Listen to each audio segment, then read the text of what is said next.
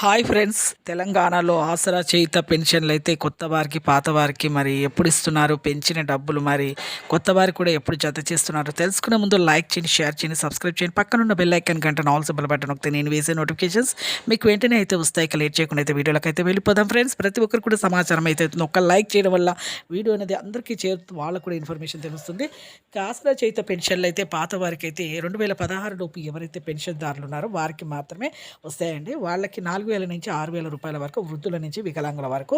అలాగే వీరికి ఇక రేషన్ కార్డు ఇవన్నీ కూడా మరి ఇంకొకటి, వీరు ప్రతి ఒక్కరైతే వికలాంగుల సదరం సర్టిఫికేట్ అయితే ఉండాలి. లేకపోతే వీళ్ళకి 4-5 లక్షల మందికి అయితే ఇప్పుడు రద్దయ్యాయండి. కొత్తవారు పాతవారు కలిపి కూడా 40 లక్షల మందికి కూడా రద్దయ్యాయి.